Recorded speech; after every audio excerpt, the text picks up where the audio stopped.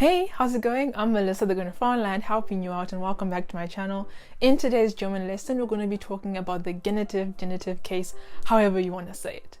Now, what is this case? This is basically what we use in German when we want to express possession.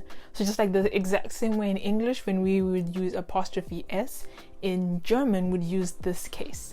And how we're going to do it today is I'm going to show you the word in German, the case, the preposition, and then the English translation, and we're going to do then a German example and then translate that, just so we have a bit more clarification, and I hope it helps you because it helped me. So let's get started. So our very first case is außerhalb and innerhalb, which means outside and inside. Okay? Außerhalb, innerhalb.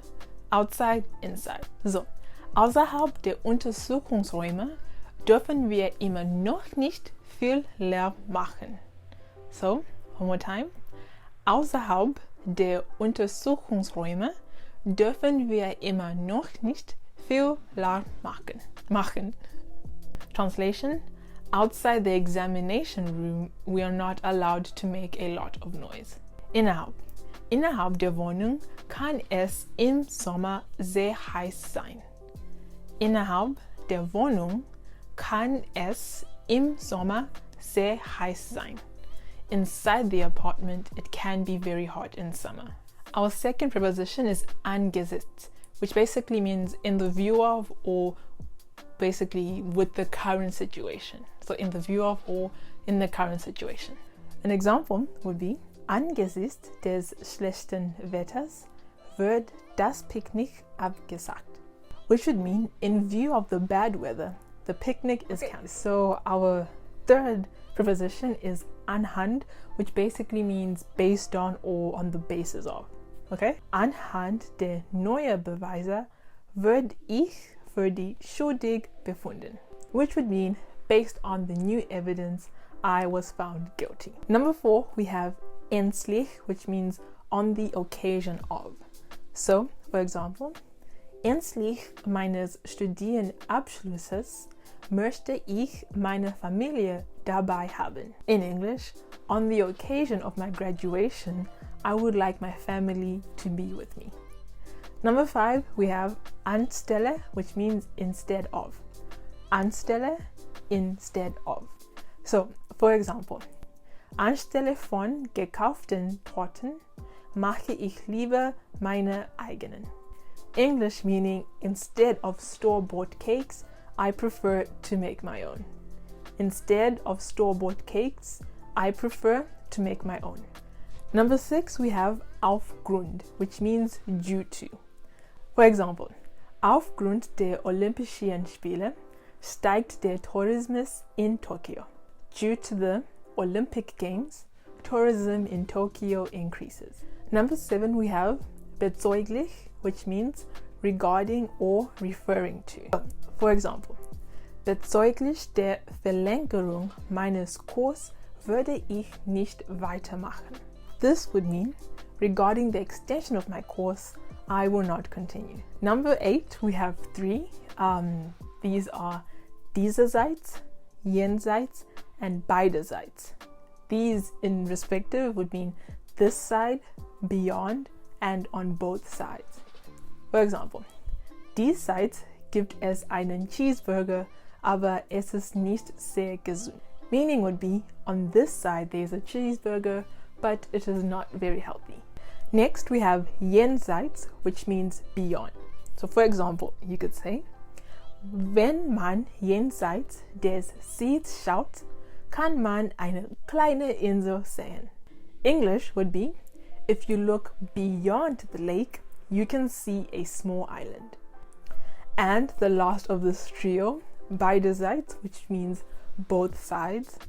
So with beiderseits, you could say, die Hochzeitseinladung wurde beiderseits falsch gedruckt.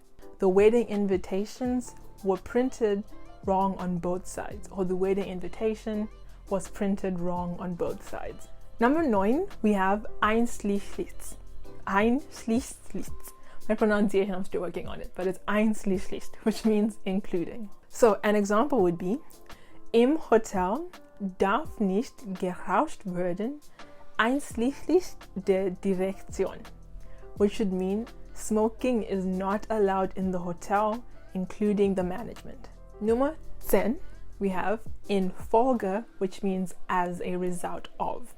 So, for example, you could say, infolge des neuen Arztes sind meine Rückenschmerzen viel besser geworden. Meaning, as a result of the new doctor, my back pain has gotten much better. Nummer 11, we have inmitten, which means amid, amidst, or in the middle of.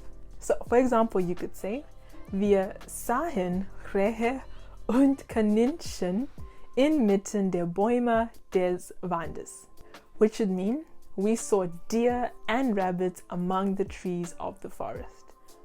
Nummer 12, we have mit Hilfe, which means with the help of.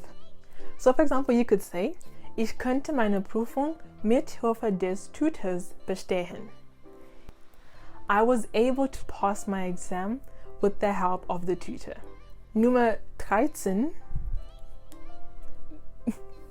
wir haben oberhalb und unterhalb, which means above and below.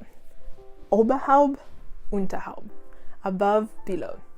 So, mit oberhalb und unterhalb, wir können die gleichen Sätze benutzen. So, for example.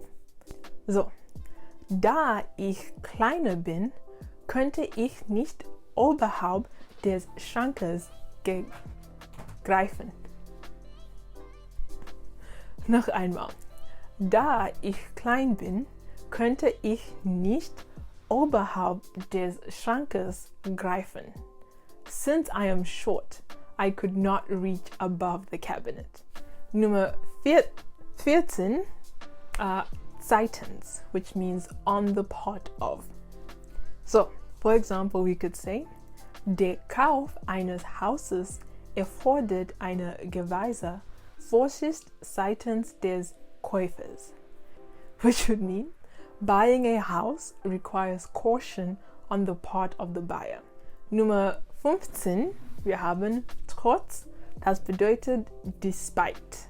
So, for example, we could say, ich würde mein Team trotz meines gebrochenen Beins unterstützen, which would mean I will support my team despite my broken leg. Nummer 16, wir haben unweit und das bedeutet not far. Unweit, not far. So you could say, das neue Einkaufszentrum ist unweit von meiner Wohnung entfernt, which would mean the new shopping center or the new mall is not far from my apartment. Nummer 17, wir haben während. Now während bedeutet during. Während means during. So for example, we could say, ich wurde während der Live-Performance sehr nervös. I got very nervous during the live performance. Und letztlich haben wir die 18 und wir haben wegen. Und das bedeutet because of. So for example, you could say, ich wurde aus dem Haus geworfen wegen meiner lauten Musik in der Nacht. I was thrown out of the house because of my loud music at night. And that brings us to the end of this video. I really hope it was helpful for you. I have been learning German for about 9 months or so, and so my pronunciation is still a bit iffy. But I just really hope that this is how it helps me to keep learning and revising when I make these videos, and I hope it helps you as well. And if you have any suggestions for any other videos you might want to see, any ideas or help, I would really appreciate it if you could let me know in the comments. If you could subscribe, I mean, that would mean a lot too. But I will see you in the next video. Thank you very much. Happy German learning.